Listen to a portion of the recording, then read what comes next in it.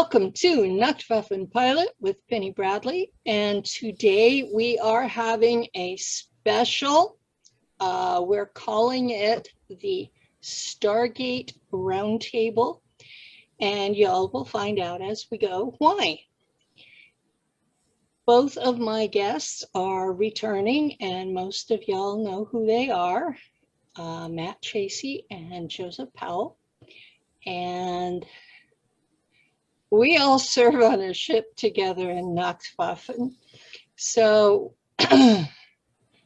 it's like we've known each other forever is how it feels. Pretty much. So the topic today we wanted to talk about was they were having memories of where the device came from that was used at Montauk. I don't remember a portal there other than what I opened with the chair. So if whichever one of you wants to start this, tell the history of where this thing came from and that. Well, just to correct some things, the chair was given to us by the Germans in 1953. The portal tech that we're referring to as the Stargate project was actually found. It's an ancient tech that was found on Mars and was brought to Earth using the portal generating ability of the chair at Montauk, and then was moved through time to 1953 and was placed in the facility at Cheyenne Mountain. And this is basically loosely what the movies and TV series are all based on. But the portal generator, it looked nothing like what's in the movie. It was a giant football field-sized room, lots of stone objects, obelisks and whatnot. And when you turn the thing on, a bubble-like sphere formed in the center of the room. And you could walk through it. It was a really weird feeling walking through it. It was like astral projecting, like having an out-of-body experience. You feel like your body's falling away while at the same time your body's disintegrating. But it's not a painful feeling. And then on the other end, I don't the opposite occurs. I don't have any memory of this, so I'm not sure I was even introduced to this device. So I was there in the winter of 61, 62. So that was Montauk. Once the device was moved to Cheyenne Mountain,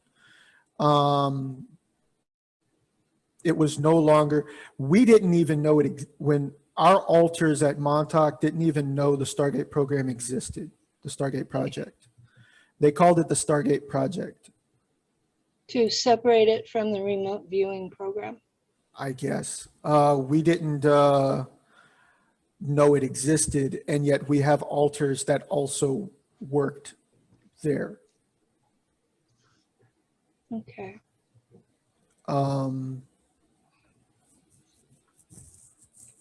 So this, for my viewers, the folks listening, this is a completely new to the public program you're describing. Right.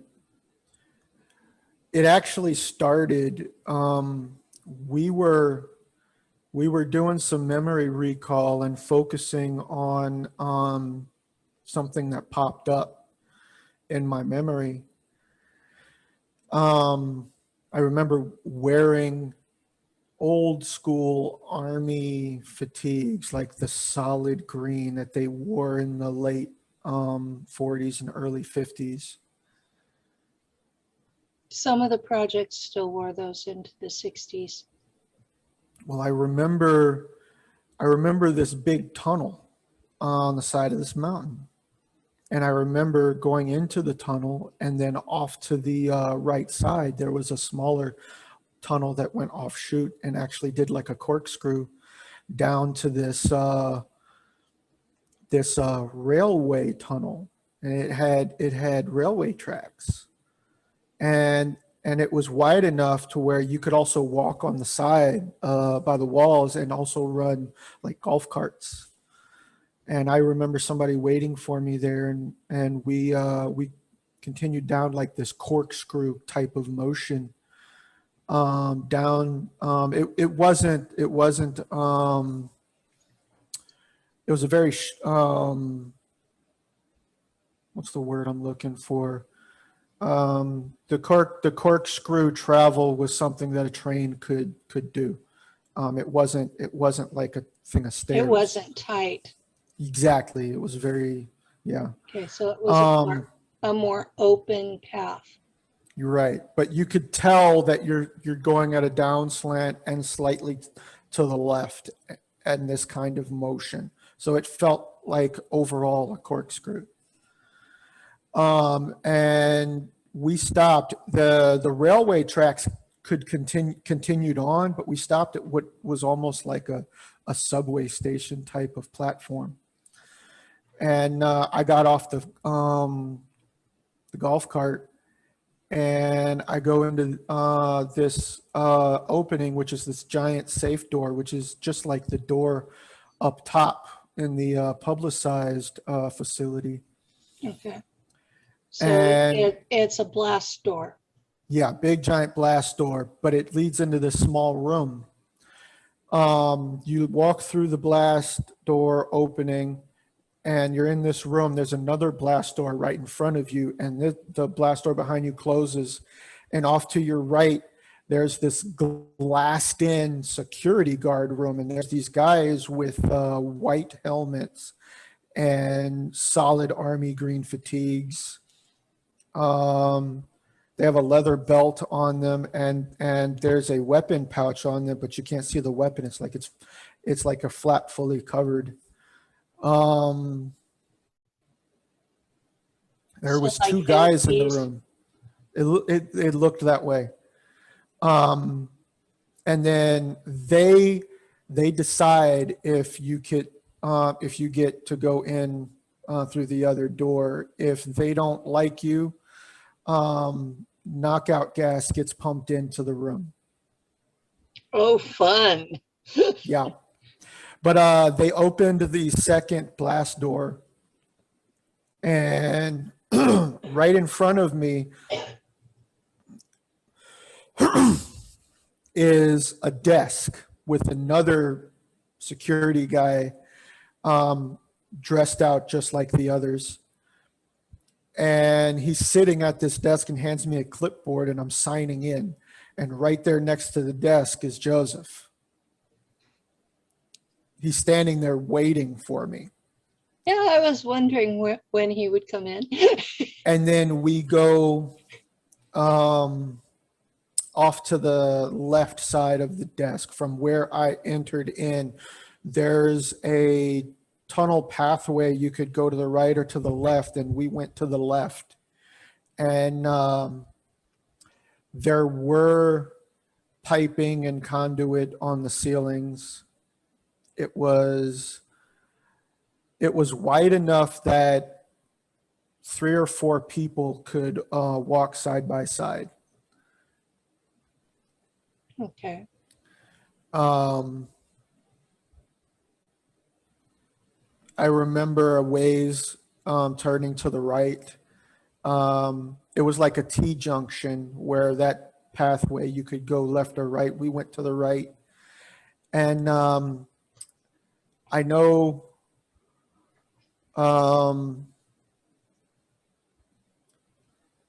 My altar there is Michael. This is my altar, Michael. Okay. You've mentioned privately that you've been doing some work and have separated a lot of your memories. I So, discovered that memory that when I was living in the camper, of that reptilian woman coming in and calling me Michael, and that whole memory seems to have been a screen memory of some sort. For some reason I haven't figured out yet, but it seems to have been a screen memory. Michael, my altar that is named Michael. I want to make a point for our audience.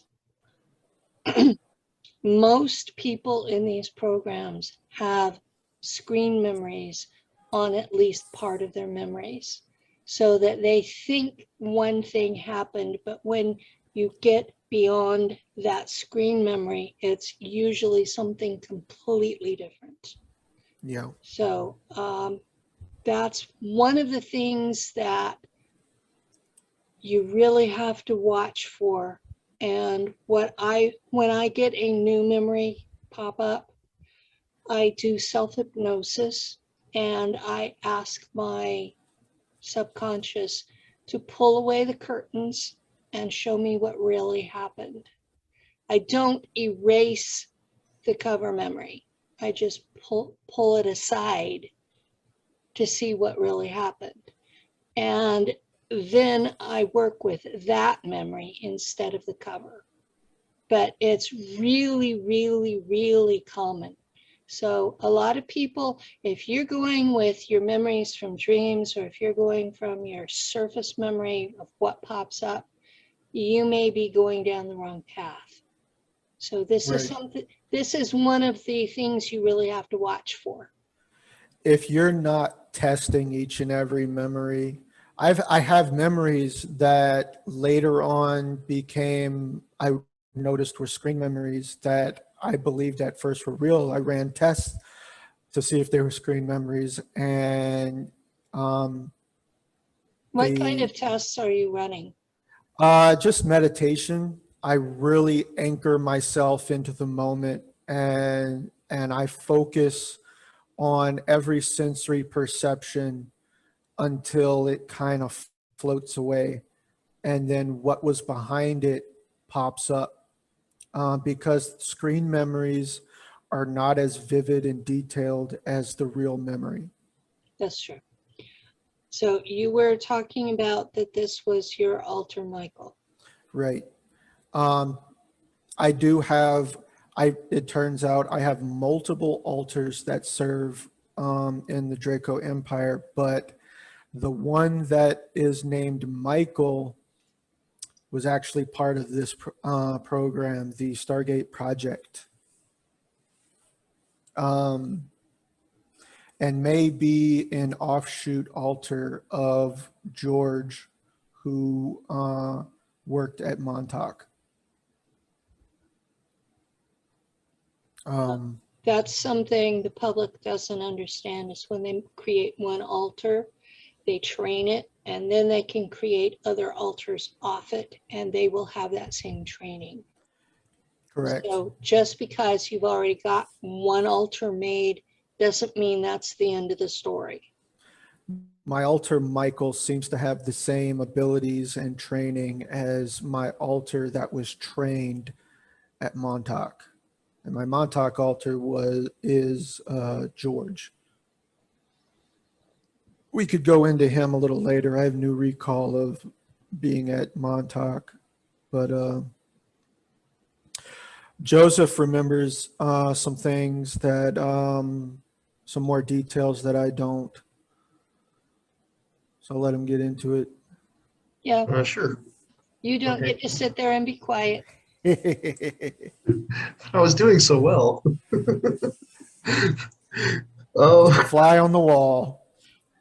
so from as I've been going through this with the Montauk stuff, this is how we kind of tripped into the Stargate project, right? And the Montauk program wasn't even called that. It was called the Phoenix Project. And the Stargate project is a branch off of the Phoenix Project. So once we learned how to do time travel and stuff like that, and we're able to teleport, that's what we used to get to the equipment. And what had happened is roughly basically from what I've come through is that around I think it was 1985, shortly after I had taken over, one of the Joint Chiefs of Staff of the Air Force, his name is Richard Bowman Myers. I'd been in contact with him. And this is when like the Air Force started financing us, because originally we were being financed by the Army. That's really common in these projects. For about every 10 years, who funds them changes. Yeah, and basically what had occurred is that they never told us what we were doing. All he basically did was ask me to send him people. So I started sending pretty much everybody that was there with me from Montauk after I'd taken over. And I mean, it got to the point where we didn't have very many people on staff at Montauk. And that kind of freaked Jimmy out. But Jimmy didn't know what they were doing with him. But what had occurred is that the people from Montauk were basically being taken back in time to some weren't being taken back to 1953. Most of them were being taken back later on. I know that my alter Johnny was started there in 1953. Now, my alter Jimmy and Johnny were both clones. We were both in clone bodies. We weren't in our original bodies. And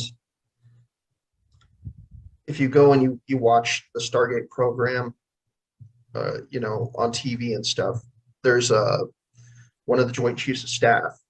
I think he's in one of the episodes. His name is Michael Edward Ryan.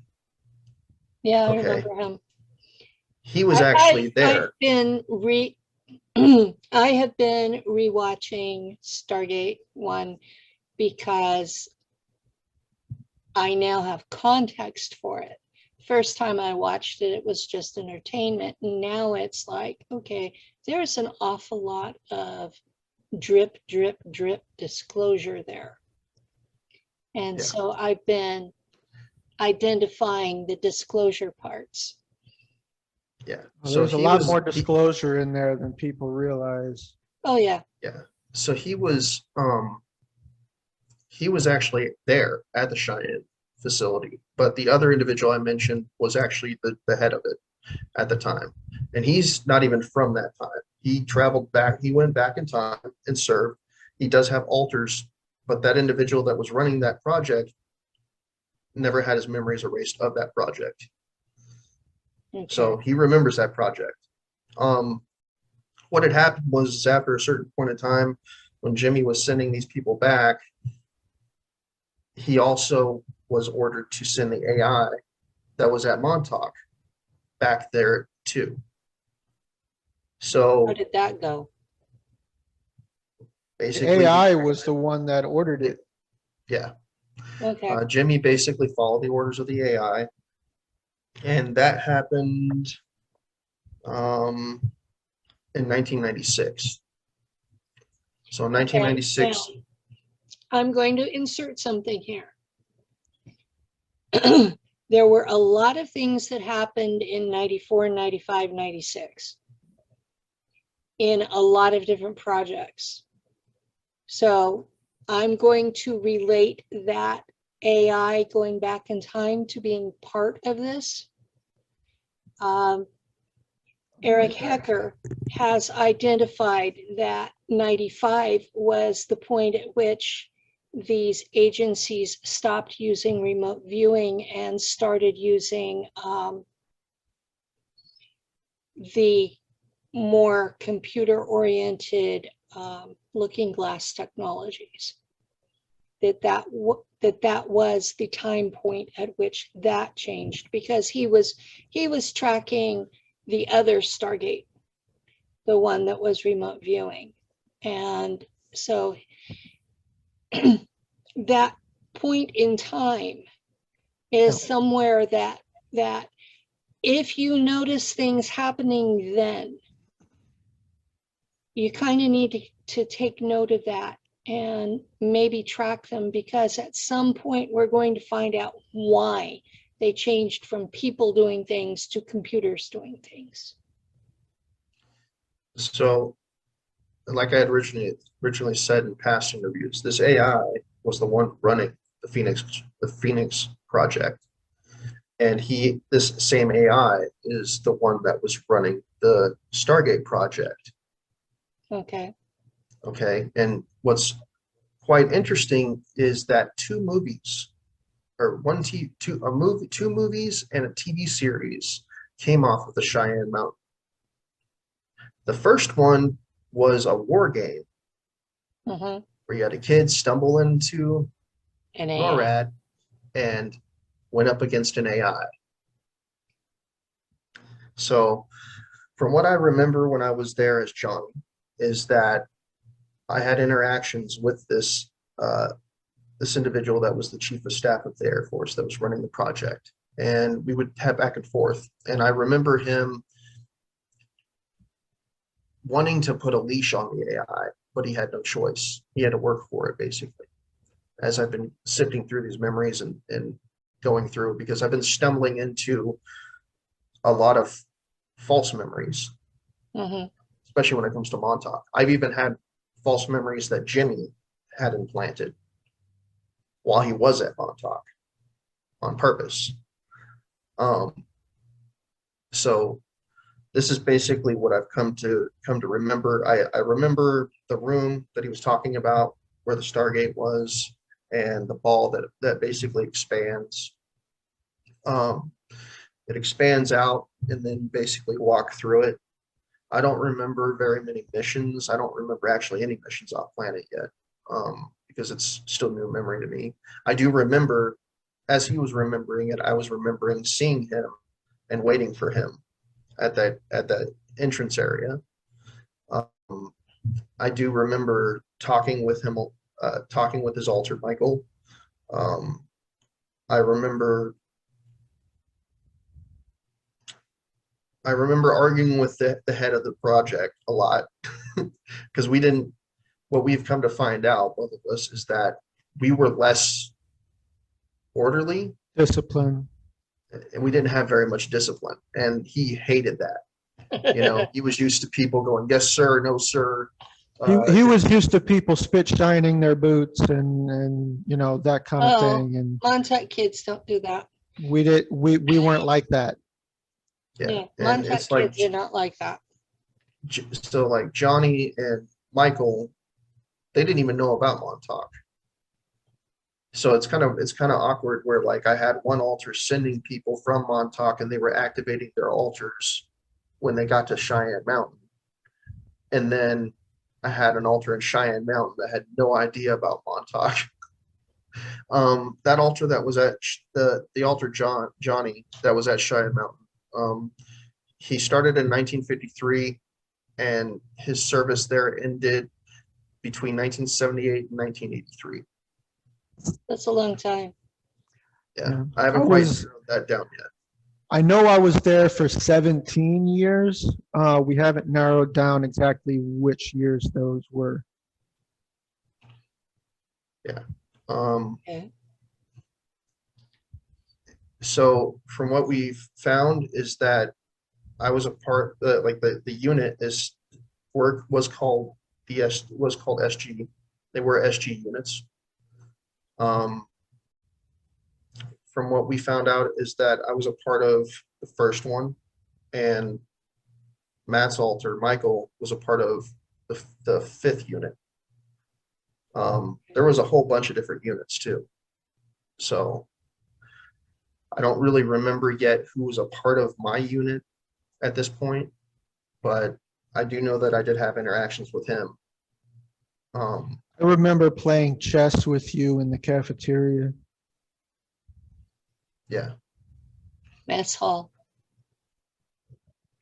Mess hall. Whatever. Yeah. That's all. Yeah. It was Air Force. It's mess hall. When it was Montauk, we called it we just called it a cafeteria at Montauk. So that's kind of what I got Um, used to saying. so I find that interesting how that occurred. I think they had different branches there too. Like it Well, wasn't just one definitely. set branch. There was a It was- Marine who was over us, giving us orders. I remember him. Most bases have folks from different branches. Um, that seems to be a common thread. I know that Lou, when he was in Vietnam, he worked for DOD, and he would go through and there would be officers of various branches. Where's your salute, soldier? And he'd find himself in the brig, and he'd give him his boss's phone number. And pretty soon they would be coming back and saying, sorry, sir. Ah, yep. Yeah. When he left, they cleared the files, but there are people who, That's common for DOD.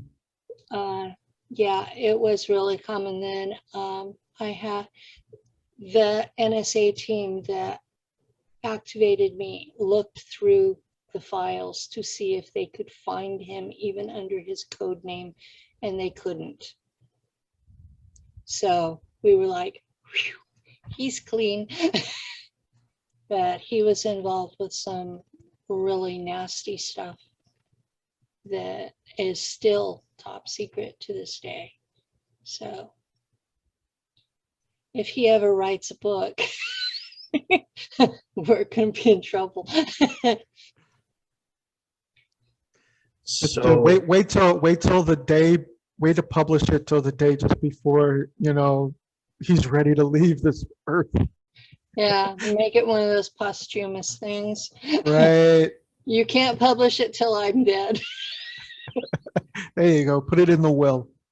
Yeah. So, so but yeah, there's most bases have more than one sitting there. It's like the government thinks, well, we own this property, we might as well have everybody there. yeah. Well, I even remember even in the Phoenix project, there was a Air Force liaison that worked along with Preston. They brought in a guy that Matt remembers, his older George remembered, and he trained in Japan, from what I remember, and he was in the Air Force. Yeah. This Training. guy trained in Japanese arts on his free time. This was just one of his hobbies. He was in the Air Force. He was in Japan for several years, and during that time, he studied jujitsu and Japanese jujitsu and judo, kendo, kenjutsu, karate. So he was potentially dangerous. He also studied some of the ninjutsu arts that survived. Yeah, and this was his after work hours hobby. And when they found out, they brought him to Camp Hero to teach us.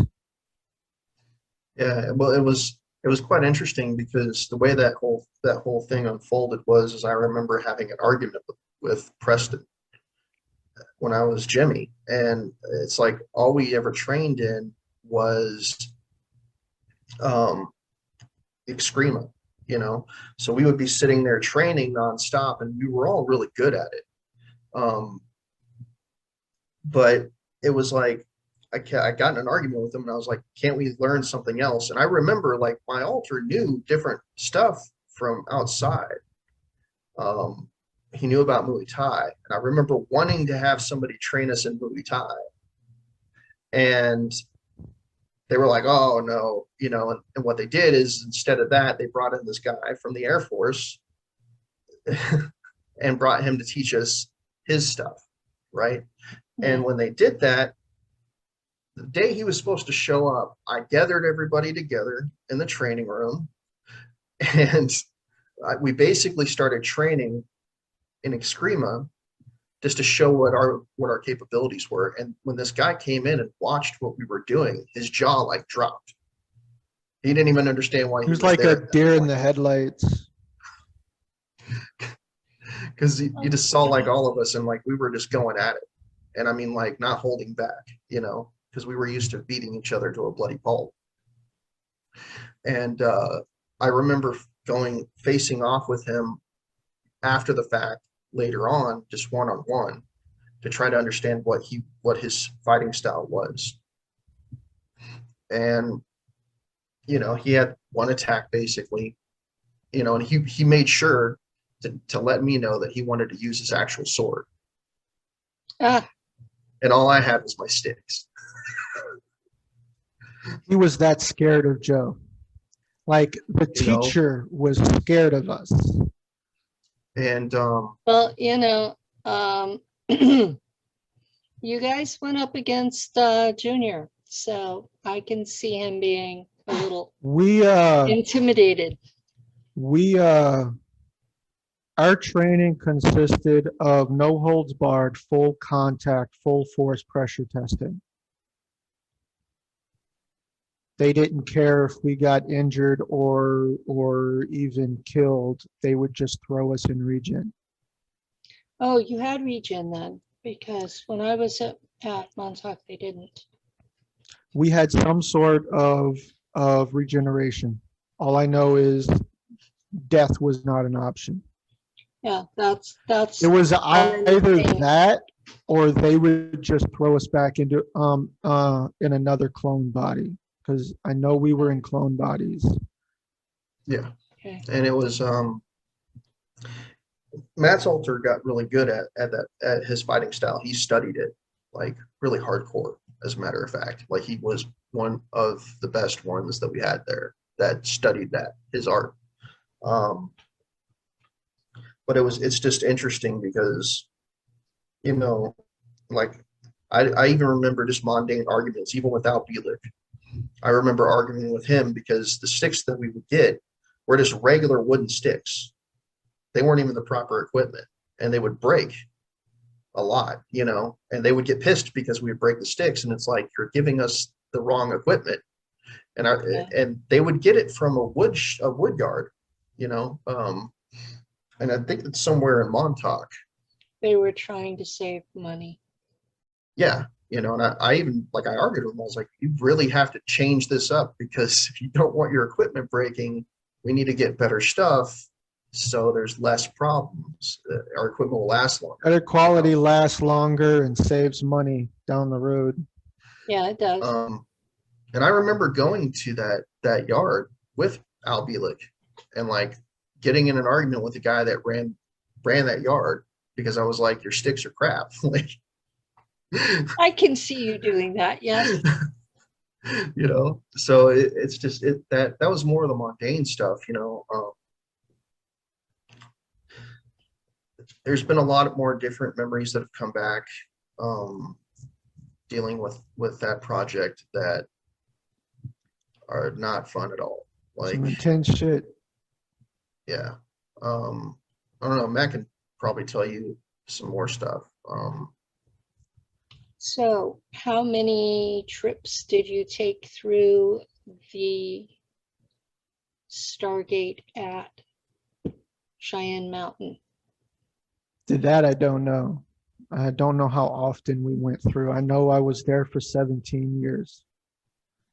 I do remember one trip. I remember that same time that Joseph's alter Johnny met me at the door. I remember Michael and Johnny were good friends. He didn't have to meet me at the entrance. He was just there, and he was briefing me on whatever was going on. There was a mission that I was called in for. I must have been living off base somehow, somewhere. Um, Colorado Springs is nearby. yeah. Um, I remember going into the control room, which was very much old school analog.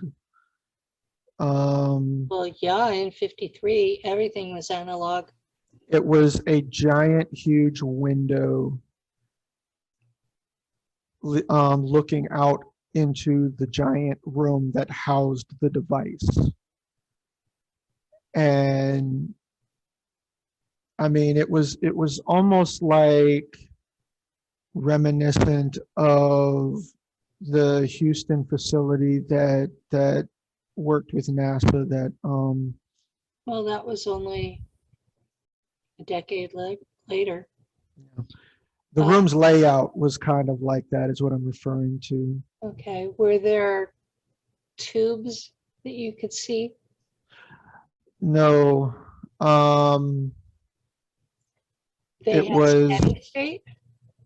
it was keyboards and CRT screens at rows of controls. You couldn't actually see the computers. They Okay. weren't, the computers were not in the room. It was keyboards and other switches at a control station that you sat at, and you had one or more CRT screens in front of you, and there was maybe 100 of these stations in a leveled setup. So Tiered. tiered, yeah. There were stairs in the center and on the sides. And then instead of a giant TV monitor on the front wall that everything was facing, it was a giant window that viewed into the big room that housed the device. Okay.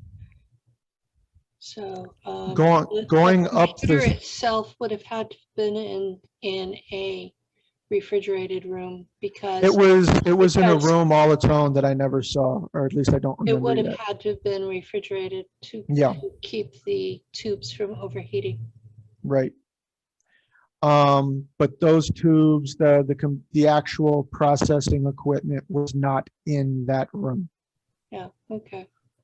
I remember going upstairs, down the center aisle of stairs, and we get up to the platform, and it's like you can go to the right, and there is a meeting room with a big giant table and chairs, and you go to the left, and there's the commanding officer's office. And You I know what's really funny about those computers? Mm, Your cell phone has more memory. yeah, this is true. This is true. Basic calculators today have more memory. Yeah. But I remember glancing off, and there were people and paper everywhere, and drawing boards, and they were doing something I didn't know at first. But we went off to the left into the office, and we were briefed on our mission, which was to acquire some kind of technology. Apparently, the guys that were in the meeting room were the team that did the reconnaissance. They were the reconnaissance team that went before us, and were literally drawing out maps from memory on the entire layout, and were laying the groundwork on the next mission you know, giving the guys that were going to go in next, us, as much as they could. We had, I remember 2 teams going in. It was Joe's team and my team both went in, and each team was 6 members. Do you know which planet you went to? No, but I know that when I looked back, after we exited the portal, I looked back and all I saw was the bubble on that end. There was no second device like they do in the movies and the shows. You could open that bubble anywhere in the universe, and it was a two-way, two-way street. So the whole time it was open, then anything there could come through. Yes. There were different ways of handling safety at the facility. The room that it was housed in was shielded, radiation shielded, impact shielded. It could take a nuclear explosion inside the room and not damage the rest of the facility. There were also huge cannons on turrets that were automated, and we're talking like artillery cannons that came in from the ceiling, dropped down from the ceiling, like Just 185s. Like I remember that. we're talking about like 185 stationary artillery cannons that were modded out to put on a turret that came down from the ceiling. And other smaller artillery equipment. I remember that there were times when we would set a time frame and we would set our watches. They would close the bubble and they would reopen the bubble at that time. There were other times where they would just leave it open for the duration of the mission. Depended on the mission, it depended on the terrain and the opposition. And local wildlife. Yeah. That's important because some of these planets have wildlife that the Earth population is not told about. We also had mobile tank-like artillery that we could push through the bubble, and it would guard the bubble on the other end. That's a good idea. Yeah. I actually remember a mission where Will and Theodore was there, Ted, and several other people. That's Will Glover and Yep. Ted Alexander. Yes. Yes, I know these guys. Well, years ago when Ted first introduced himself to me, I actually met Ted first, and then So Will did I, later. That's And then Will later, and they both told me the same story about this actual event, and we didn't know what program it was. They both remembered me grabbing a tank. There was enemy fire. I grabbed a tank and threw it in the air, and it landed right in front of Will and Ted for them to use as cover. And you didn't break anything I broke the tank. in yourself. No, I had that line of altars. Michael and George has a extremely strong telekinetic ability that I can use in different ways. I can close it in on myself, and it acts like superhuman strength. I had someone introduce themselves. The past interviews, what I talked about, the blonde hair girl. I call her Kat. That's not her real name here, but she found me and introduced herself to me. Cool. And she introduced herself with the question, do you remember getting angry one time and grabbing a car and launching it into orbit with your bare hands? I'm like, I thought that was just my imagination because I didn't think that was really possible. Like the tank situation, when both Will and Ted both told me that story, I told them both, I'm like, I thought that was in my imagination. I thought I made that up because I didn't think that was possible. Yeah, like I didn't think it was possible to blow up somebody's head. Or a planet. Or a planet. And yeah, I was like, okay, I know I did this, but you know, if you guys want to think I'm crazy, that's fine. And then along comes Joseph and you, and you're saying, yeah, you did do that. You did. You didn't come out unscathed. You melted, but you did it. Yeah, I melted. I melted down. I was You had to be regened. The goop had to be sloshed into a bucket. Yeah, I remember. I don't even want to imagine how painful that was for you. Oh yeah, it was painful. Yeah. My memories are you just fall into the ground. Yeah.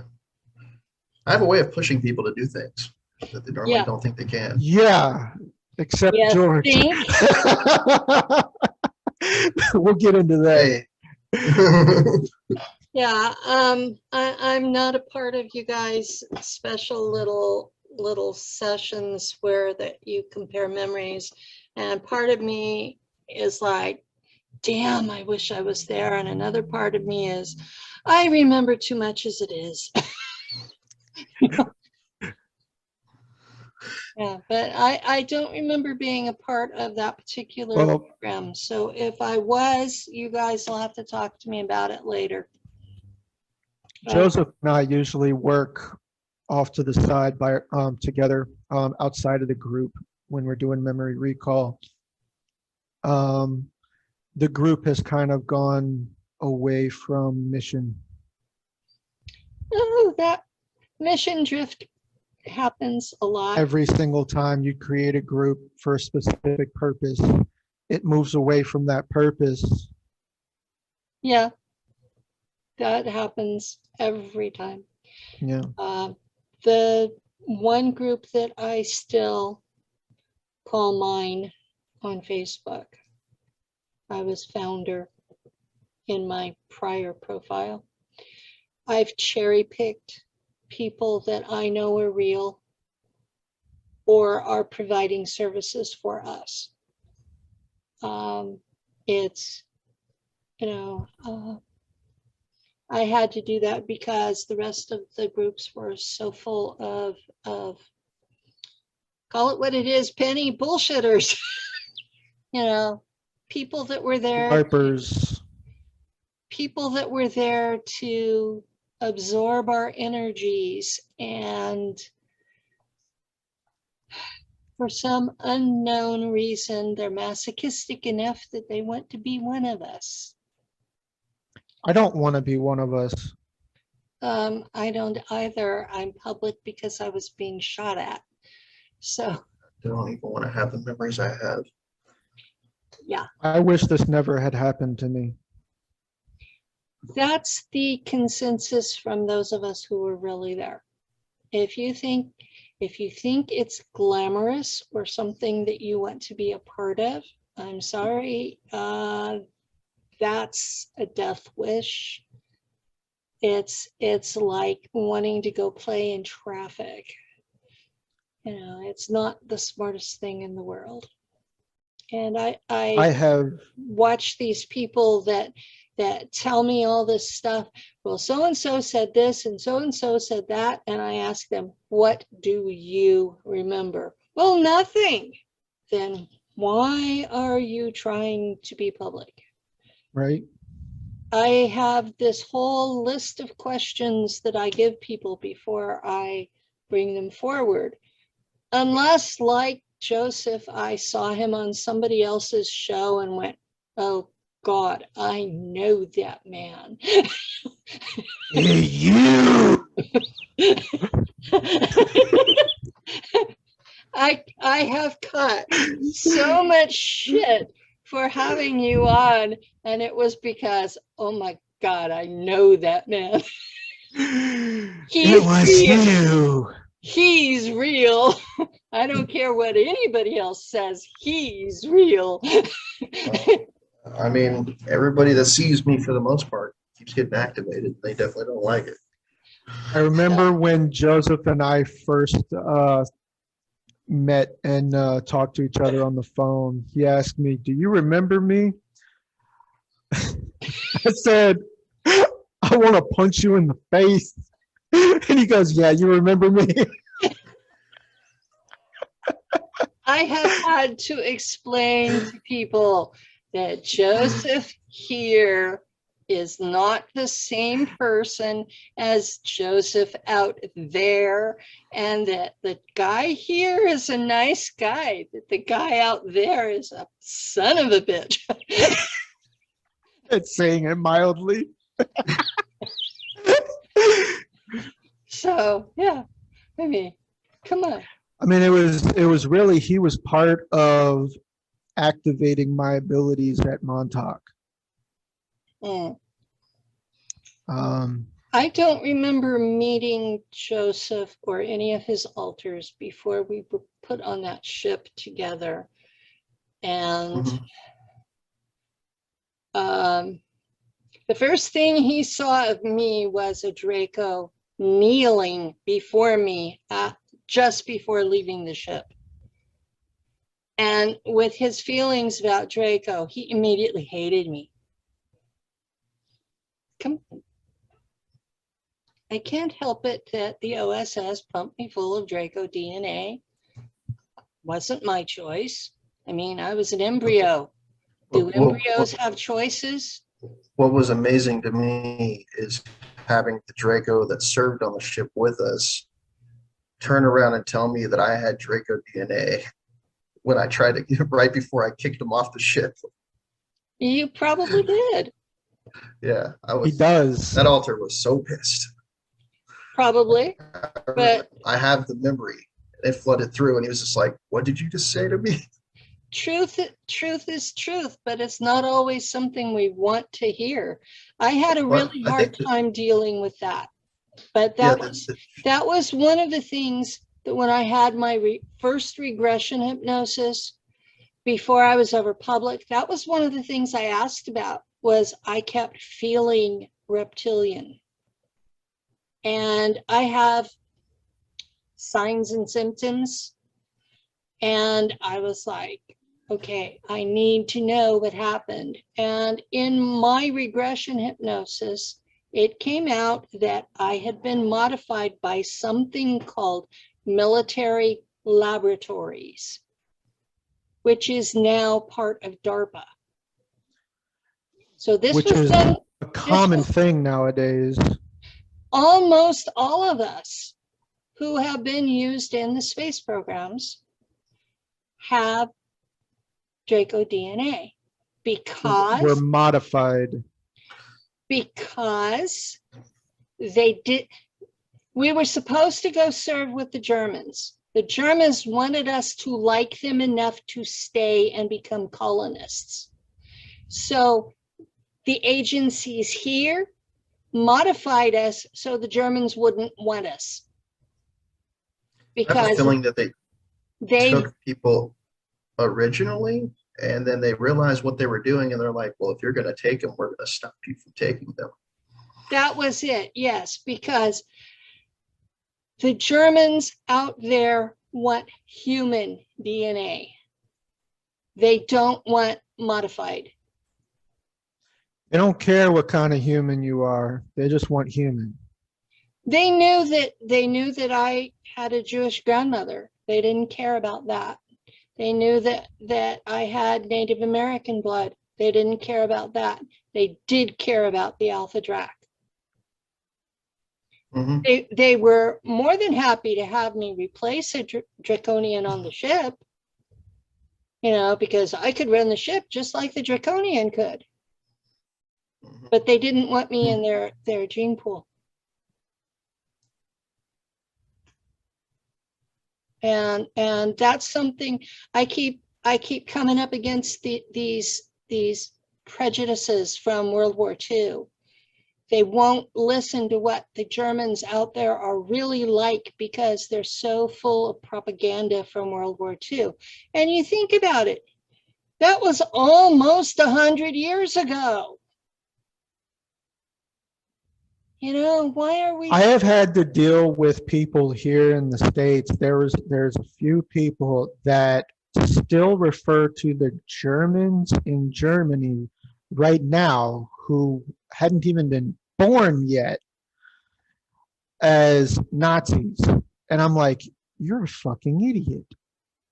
Yeah. They hate that past. They want nothing to do with it. It's like calling somebody from Alabama a Confederate. Right. It's stupid. I mean, seriously, that was a political party that lasted approximately 20 years. Correct. It's done, it's gone. That political party does not exist anymore. All members of that political party are dead. Well, maybe. There were a lot of them at Montauk, at least the scientists. Yeah, there were a lot of them that were brought to the United States in Operation Paperclip. Most of Operation Paperclip were that, but actually they weren't. They were overlapping between that political party and Jesuits, okay. the ones that came to America. Yeah. All I remember is from the Phoenix Project is that they had Nazi scientists there, and they were racist as fuck. I remember German crosses and swastikas And they did not, on the walls. yeah, at Montauk. they did not even like Jewish people there at all.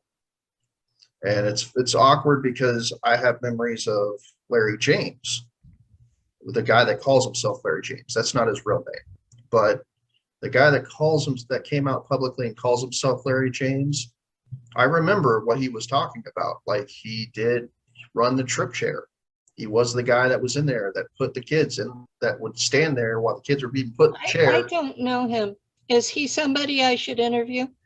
He's never shown his face.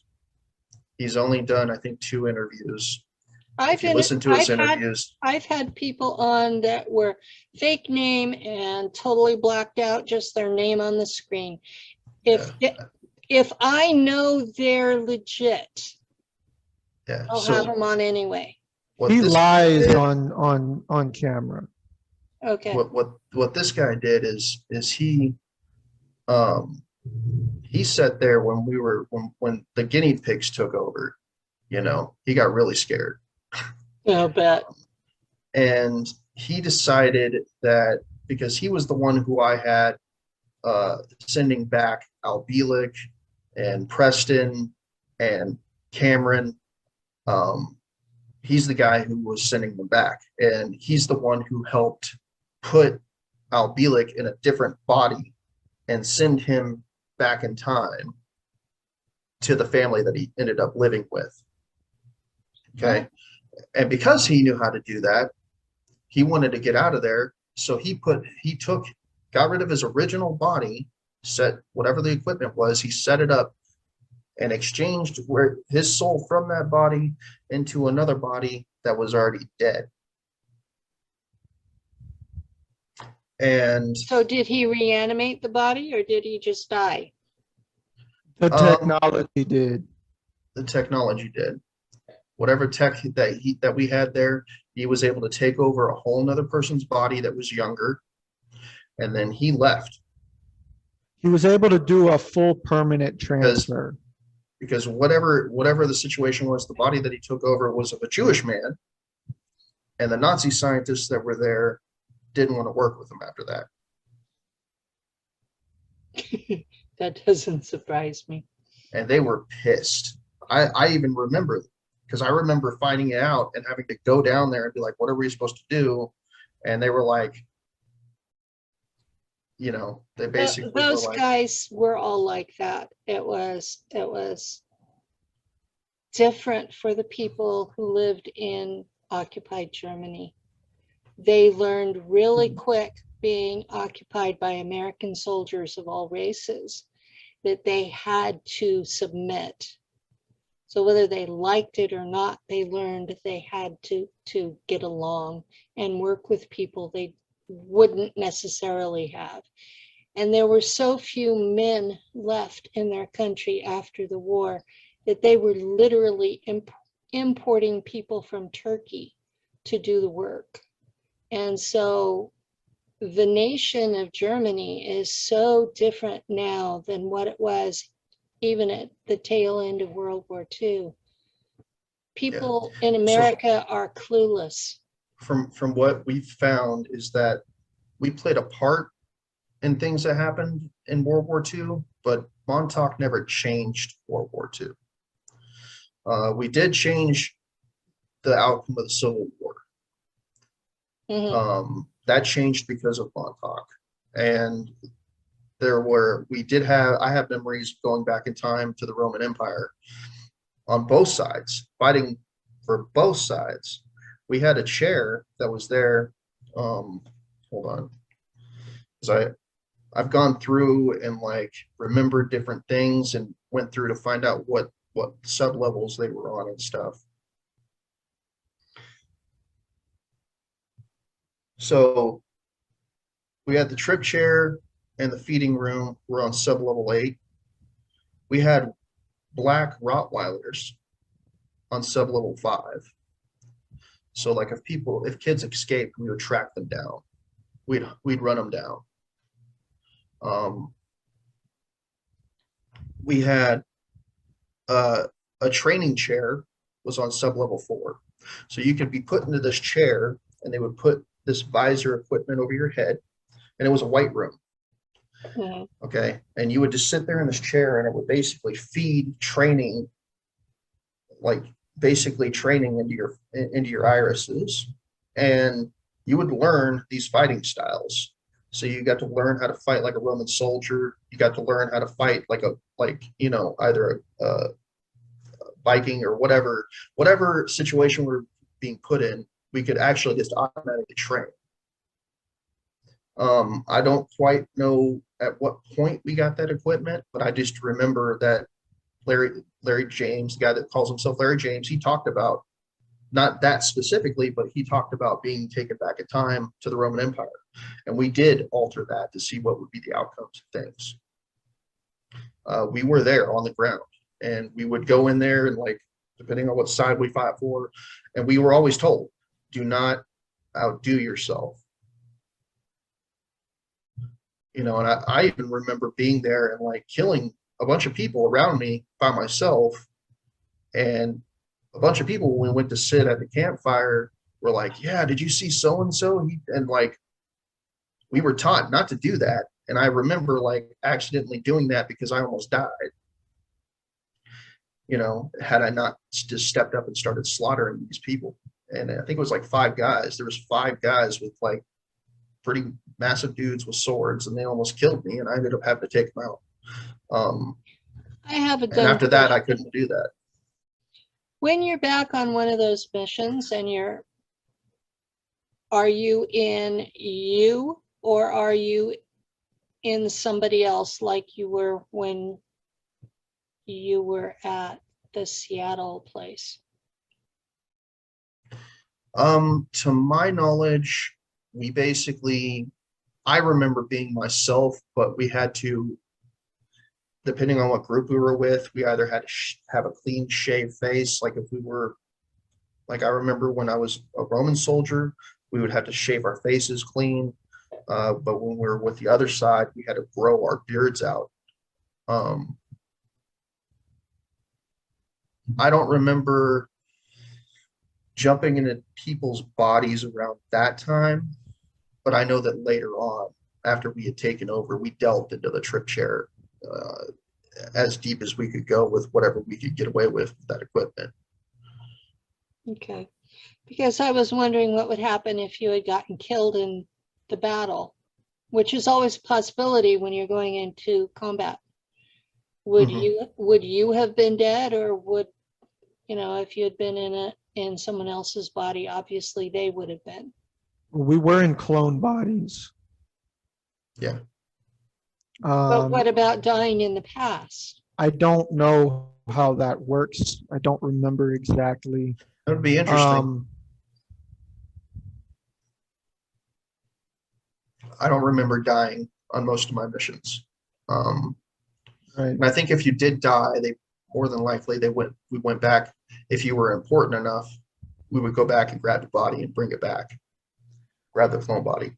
I don't know how the soul part worked, how they retrieved or what they did there, or if it was able to go through time and slingshot back to its original body. I don't remember. Now, well, I know from my experience as the altar that I called Starbuck, the one that served with Herr Mayor, I was killed twice during that 20 and back, and the altar came back to me here in the here and now, and was here for 36 hours, and they would show up and come get her again and put her in a new body. And when she finally finished the time, the clone was killed. But because Herr Mayor did it, instead of putting me through the proper channels, I had full memory. That's why I have full memory and he doesn't, is because he was sent back through the proper channels. Mm. Well, I do know like the other stuff is like the cafeteria that was at Montauk. That's on sub level 2. Um, the stripper pole and musical equipment was on sub level 1. The director's office, the AI, and the training room was on sub level 11 at this point. So there's still like 1, 2, 3, 4, 5 sub levels that I have been able to get through a lot of stuff. But it's been pretty interesting having to delve into the stuff. And there's certain false memories I've had. Like I saw an interview with Preston where he mentioned the Hill Bob comment, right? Mm-hmm. And I had memory come up of it, and it freaked me out because it was like, at first I thought it was like, okay, I remembered being teleported to the Hill Bob comment. And then he said that there was a ship there, which in the false memory, I saw a ship there behind the comet. But, there was different So that individuals. quote was correct. There wasn't. No, there wasn't. He had fake memory implanted by Jimmy. So Jimmy did erase his memories and put them back. But basically, he had the codes to get into that room. He had the wherewithal to use that equipment that was in the room. And what we had done, what he was correct on, is we did take that comet and teleport that comet from one area to another because the trajectory was going to hit us. Okay. And there was a piece of tech that was Draco tech that was on top of that comet. I don't know per se what they were using it for, but I do remember teleporting there, having real memory of teleporting there and fighting some warrior Dracos and stealing that tech because that's what the AI wanted. So the AI wanted that tech, and that technology also allowed us. Jimmy ended up getting a hold of it, realizing what it was, what you could do with it, and kept Preston there for about 2 or 3 weeks to run that equipment. And I brought people that served in Montauk, served in the base with me, into that room, and stripped pieces of themselves off to strengthen myself energetically. But that's not what the tech was specifically used for. It left them drained, like not extremely, but basically like they could feel that they weren't as whole as they were when they went in there. And then a bunch of the people that were there were pissed because Preston was there. So I had to have him removed. And he mentioned the Zardanian Order, which he thought was humans from the future, some like kind of fascist military group, but that's not the case. They're an alien group that's not even from this planet. And I remember Jimmy, like basically I found out that Jimmy pissed them off, the Sardinian Order, but it had nothing to do with the Hellbob comet. And we never destroyed the ship that was behind the Hellbob comet because there wasn't a ship there. So I've had to deal with that, and I'm having to figure out how to undo that as well, But from 1985, I think it was when I took over, but I was working under the AI until 1996 is when we transferred that AI to the Cheyenne Mountain facility. And after that, I basically ran the program from then on up until the point of 2014, which I was like, my clone body, my alter that was Jimmy that was in that clone body was like 52 at the time when they got removed from that base. The other thing that we've come through was when me and George were in the feeding room, where I had remembered what I had remembered was slight false memories, where I got brought where I thought that a Draco came to me and told me about the Draco trying to take the base over. That didn't happen. What happened is that Jimmy decided that he was tired of feeding these fucking Draco because they continuously wanted humans, and he didn't want to do it anymore. And we did go in there and we killed basically every Draco that was on that base. That's not easy to do. Yeah. Well, it was like, it so happened that they were all in the feeding room. Some were cloaked, others weren't. And we used heavy weapons. We used 50 caliber machine guns on That might basically do these it, yeah. there was these chest rig harnesses that had an arm that allowed you to, stabilize the weapon on full auto. And we had a bunch of guys with these 50 caliber machine guns that you'd normally see on like a Humvee or something. Yeah. Holding them. My uncle used to have a 50 caliber weapon, and he was doing that out of his apartment, and my aunt, his wife, comes up to him one day, and she has this very childlike way of expressing herself, and she would just say, "Hon, what are we doing here?" And he told me that he looked at her innocent face and heard the concern in her voice, and it just broke. Suddenly he didn't need it anymore.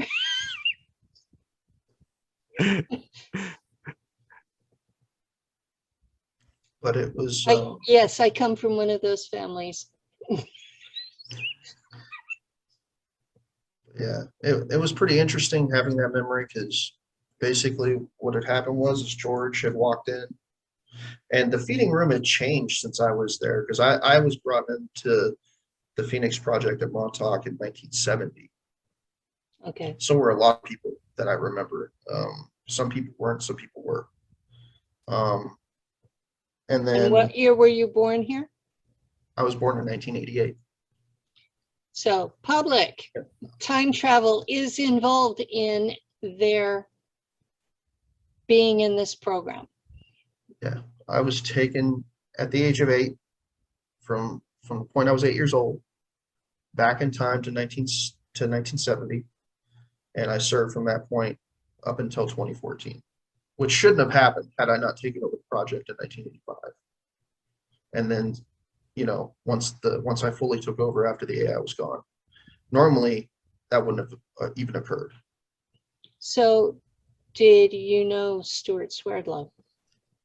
Yeah, they used to put him in the chair. He was the one who would he would be in the chair, and he would open the portals, and they would bring children through, because he was really good in the chair from what I remember. And they would bring kids through the portals, like not like how they did with other kids. So it's like we would pay people to grab the kids off the streets. Yeah. There were specific psychics that were part of the breeding program that they went and specifically took Okay. from homes. There were some that had psychic abilities that were a part of kids that were being drug off the streets. You know, and what would happen is you would still be put with all the rest of the kids in the cages in the original location that they showed in that walkthrough that Preston did. Yeah. I'm going to put the link to that in the comments when I upload this. And what would happen is that was like our input, you know, like the place we started was in that bunker, and we would be in those cages, and then they would take us out of those cages and they would bring us into the side room, and there was this thing that they put over your head, and you would like leave your mind would be like transferred through like this computer thing and then put back into your head, and then you would be taken into this other room. Explain that. There was like they put like these electrode things on your head, and it was like right when they brought you in, and then it felt like you were being ran through, like ripped out of your body and then transferred through this device and then shoved back into your body, and it made you feel disoriented and like kind of dislocated in a sense. So I don't know if they were ripping our souls out, if this device was ripping our souls out and then implanting it back in to give us some form of disassociation. But I remember that happening, and then they did sit us in a room with a bunch of other kids where we had to watch this screen, and it was like telling us how what we were doing was great, and we Propaganda. would be, yeah, they were showing us propaganda, and it was like on it was a projector,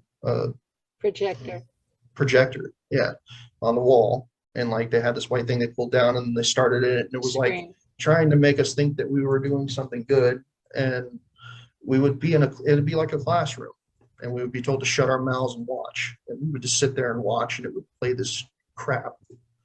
And then from there, I remember like they would take us into a different area where they put us back in cages, and that's when they would start pulling us and throwing us into the chair. But before they did that, they would take us and Al Bielek. I remember Al Bielek standing there, and he talked about it in one of his interviews, which is what brought memory of it back. He would stand there and use his psychic abilities to be like, go through and he'd be like, no, no, no, yes. And the kids that weren't psychic, they didn't get thrown in the chairs. They got fed to the Draco. And that's what we got told, from what I remember, is if you're not psychic, you're going to get fed to the Draco. Like, and I just remember being a kid and him picking me wanting to be picked. That's how scared I was. You know, because it was like you weren't going to live if you didn't get picked.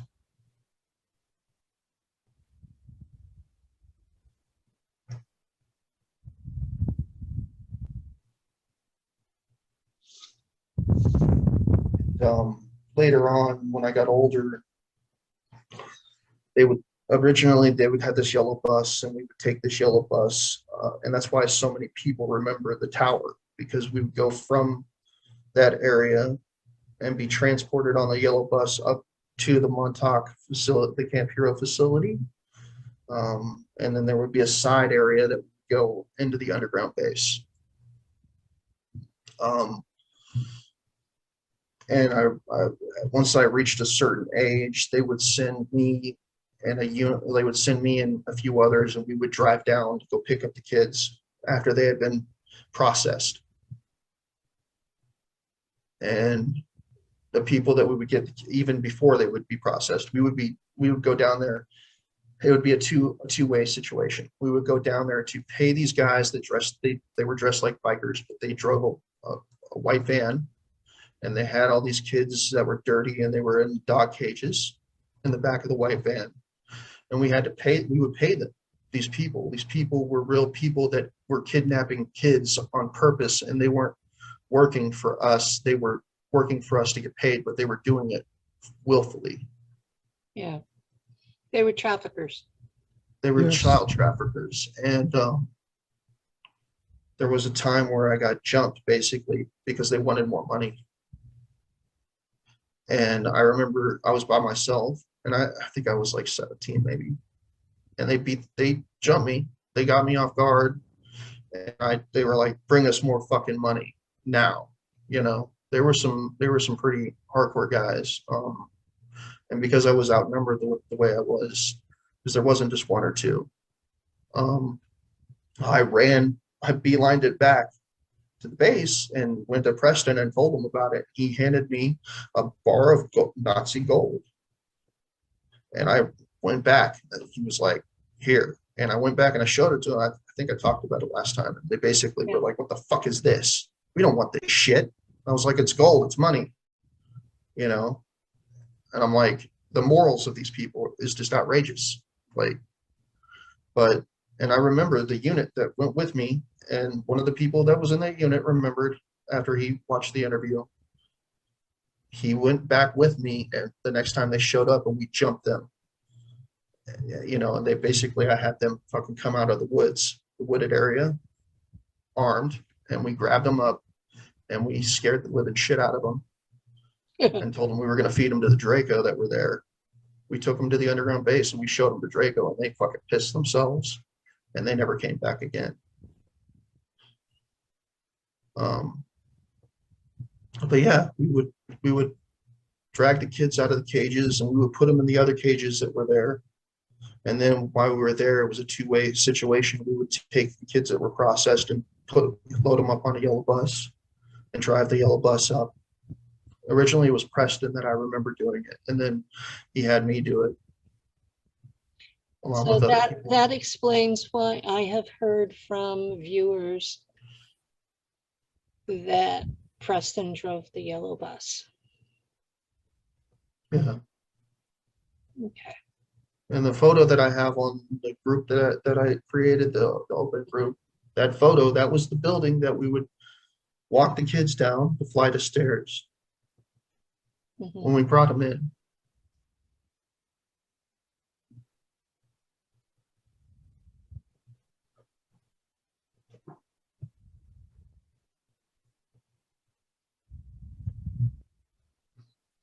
Yeah, all of us have a lot to live with. Yeah.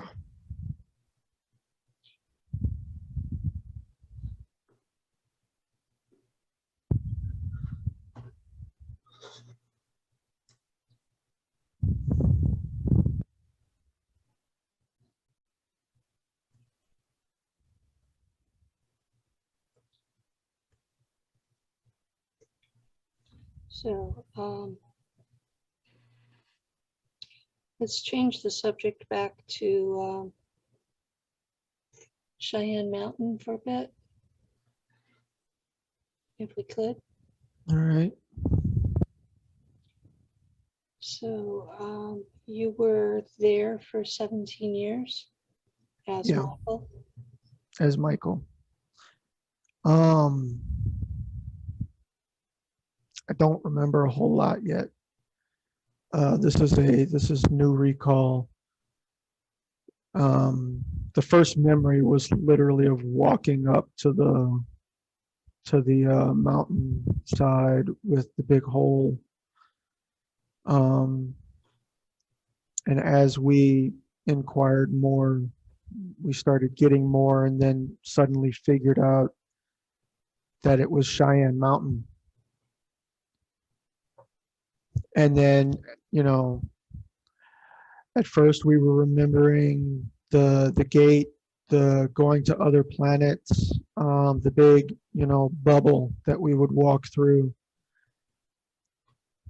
And when I suddenly realized that what I was looking at on the outside was Cheyenne Mountain, suddenly that TV series popped in my head. I'm like, oh shit, that was actual disclosure.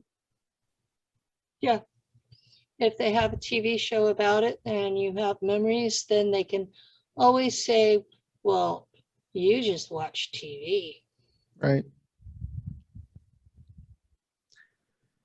Ah, Especially since they used real terminology. Now, I don't remember there being a two-part species out there with a host with a symbiont. I don't either. So that particular species is, I don't know, it was in Stargate, it was in Star Trek.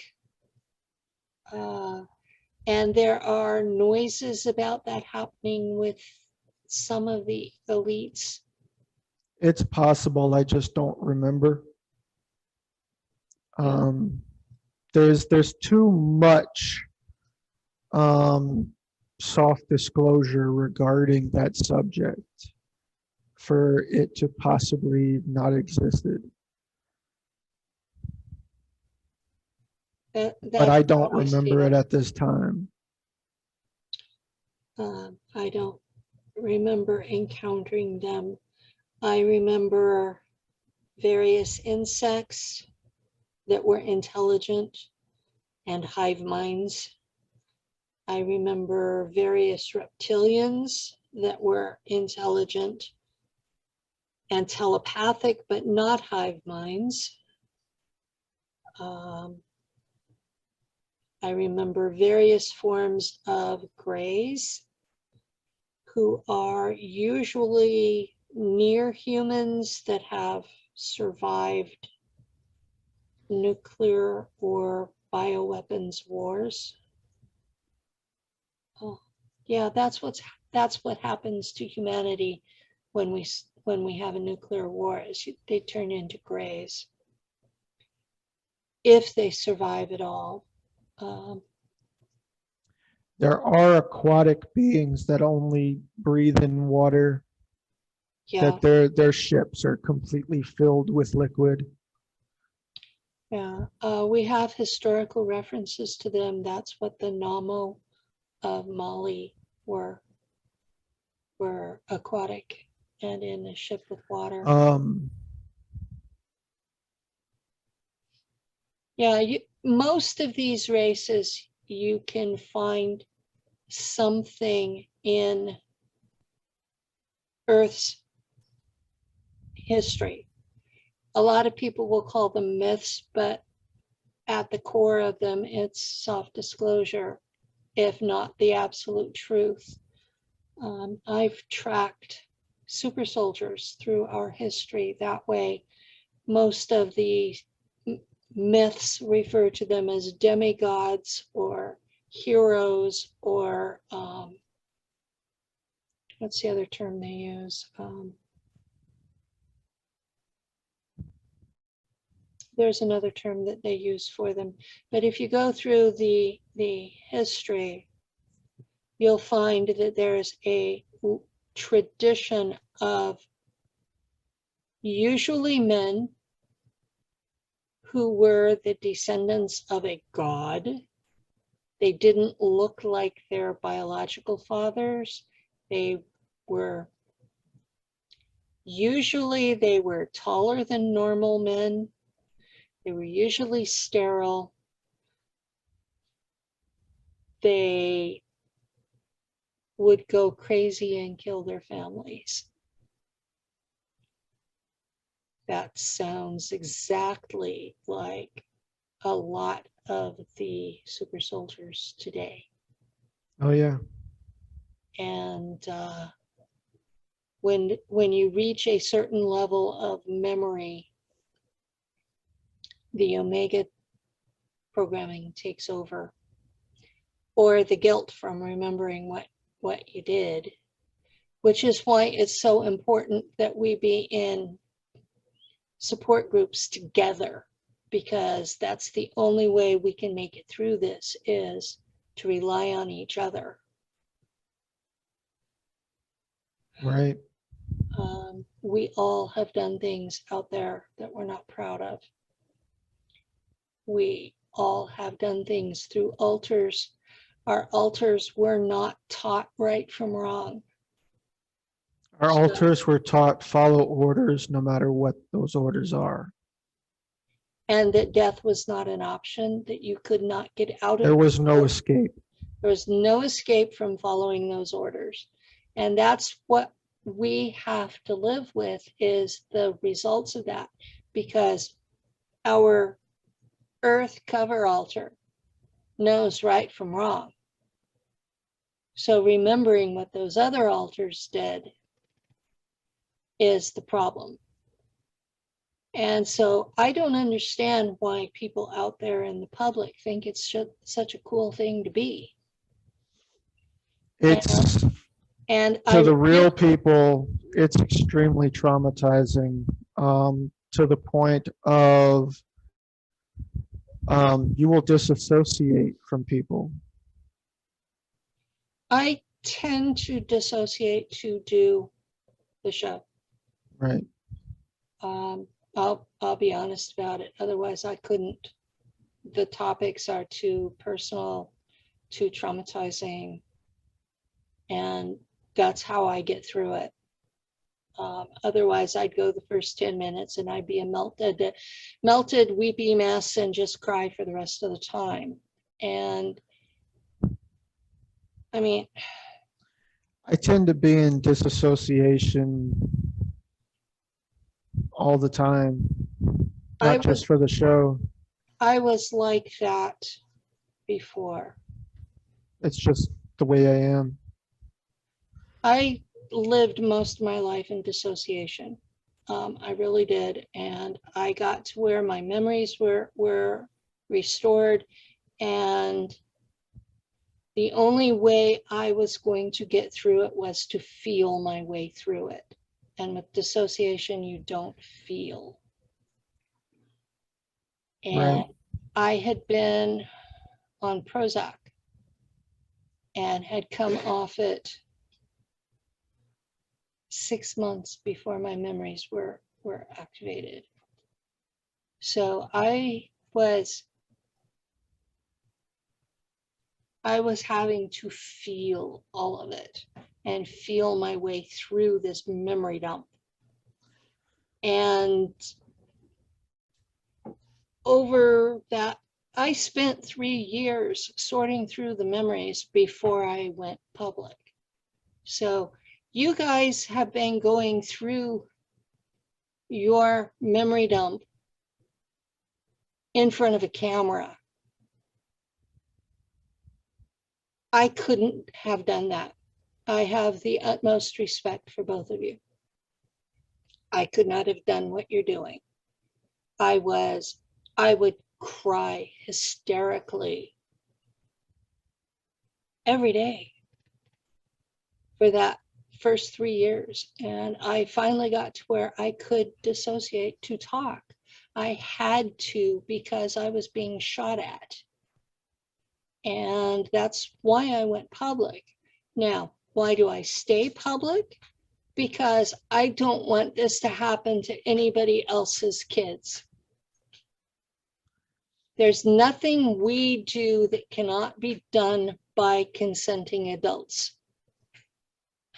I think part of why I might be dissociating at all times of the day is probably has to do with pain medications I take on a regular basis. I have pain medication that I take every day because my body's falling apart. And one of them is a muscle relaxer that, if you look it up online, it's actually an antipsychotic. Another one is is for nerve pain, because normal pain medicine does not stop nerve pain. And I have a lot of nerve pain, and I have to take this certain medicine that is also an antipsychotic, but it is the only thing that stops nerve pain.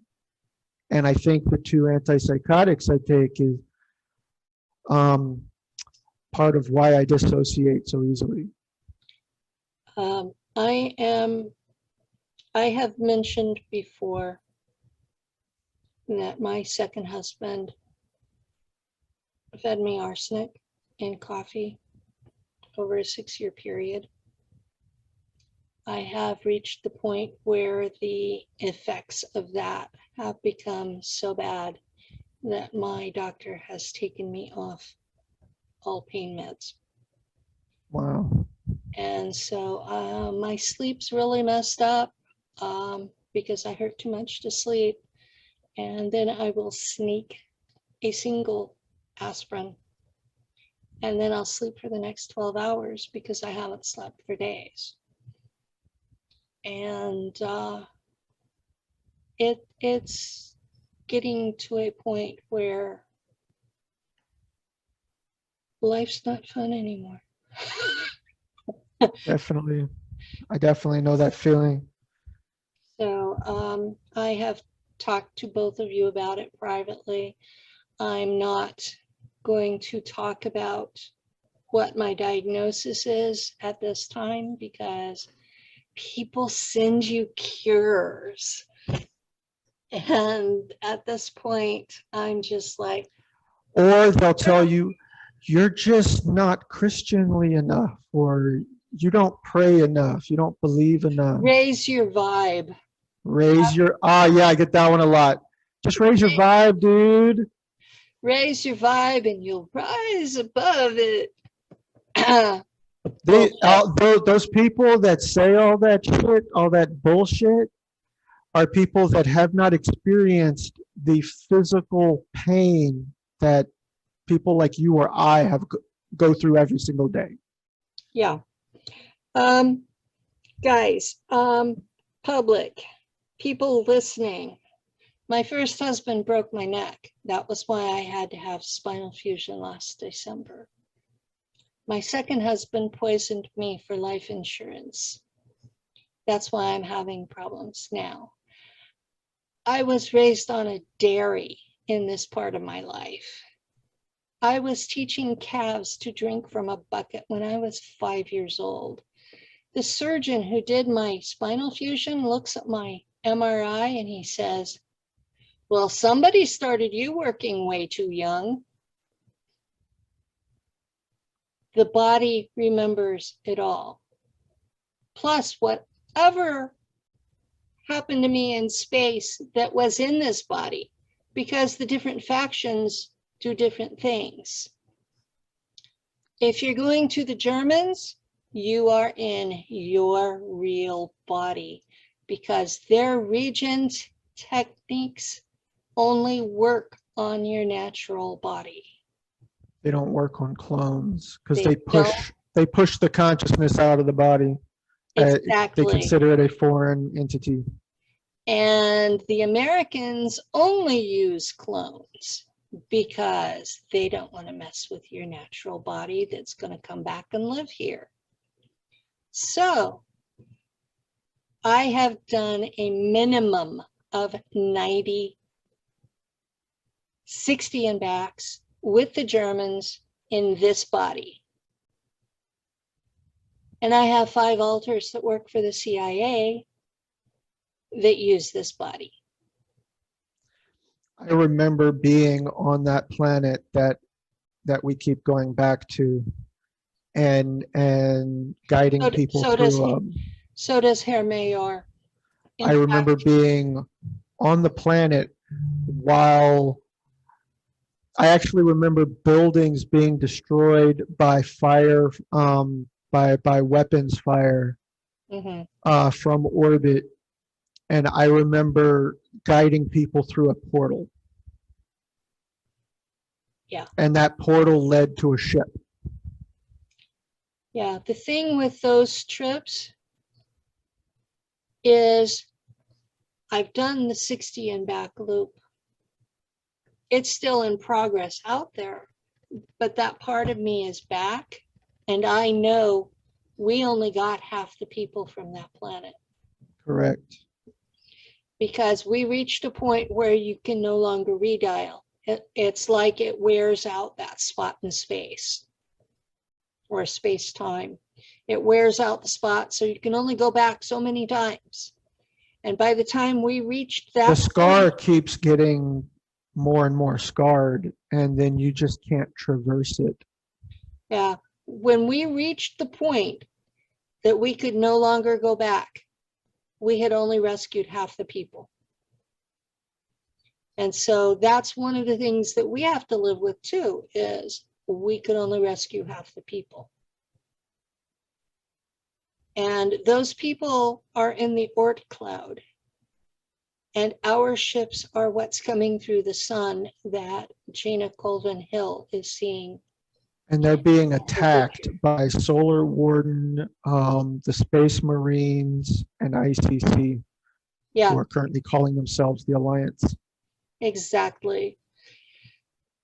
And they're all women and children refugees. They're unarmed, defenseless women and children refugees. And they're taking them directly to their cyborg factory. And they're getting nice, shiny new metal bodies. And they're taking the other parts and selling them off too. Of course. So this is something that has been particularly in my craw, is that these people out there are bragging about their great battles, their great victories against refugee ships. I've had some of these people yelling at me because when I told them that there were no good guys out there and that what they were doing were killing refugees, they started yelling at me that they were the heroes and that they were killing. Everything that's an enemy out there, they call a Draco. You don't even have to be a reptilian. They call everything that's an enemy that they're attacking a Draco. That's mind control. That's brainwashing propaganda. That we do stuff like that here to our militaries through basic training. You're trained to desensitize yourself to the enemy you're told to attack. You're trained to dehumanize them. Well, I've got news for everybody out there. All of the Germans in the German breakaway civilization are human beings originally from Earth. They do not allow any ET-DNA to join their gene pool. Those are humans, just like you, except they speak German. That's it. They're humans. And if you think that they're reptilians, you're out of your fucking mind.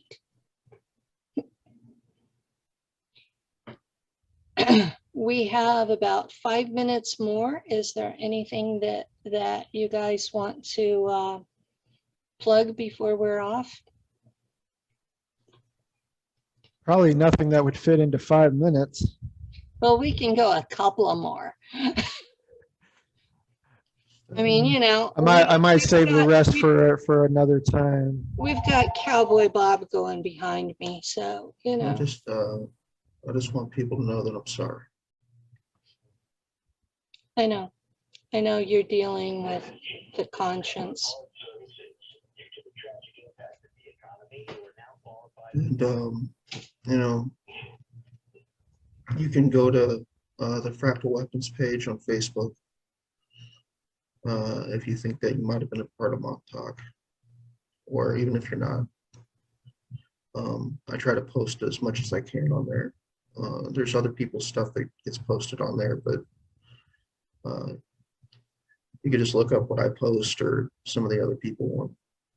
You pretty much track down most of who ran the program, who was overseeing it, who was funding it, from what that I can pull together and stuff.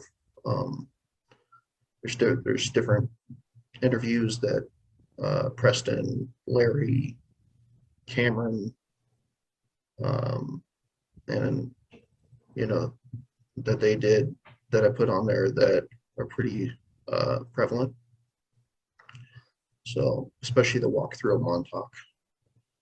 Now, I'm putting that on when I upload this, so people will know that we are talking about something that was 3D real. That's my biggest beef, is that we're talking about 3D real and military related, if not actual military at the time. And people throw religion at me. It's like, this isn't religious, guys. This is real, physical, 3D here, just as real as the computer or phone you're watching this on. And I'm starting. Go ahead. Go back on Cameron Duncan's interviews, the very few that he ever did. He never said that he created Junior. He said that's what people have said. Okay.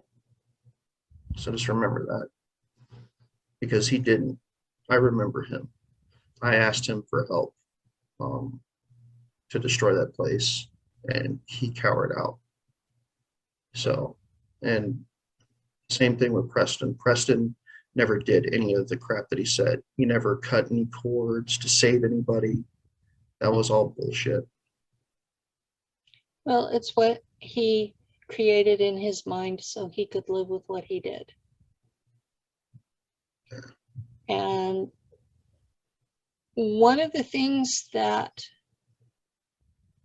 people in the public need to understand is the people who run these programs here and in space all think that what they're doing is important enough to justify what they did to the kids involved.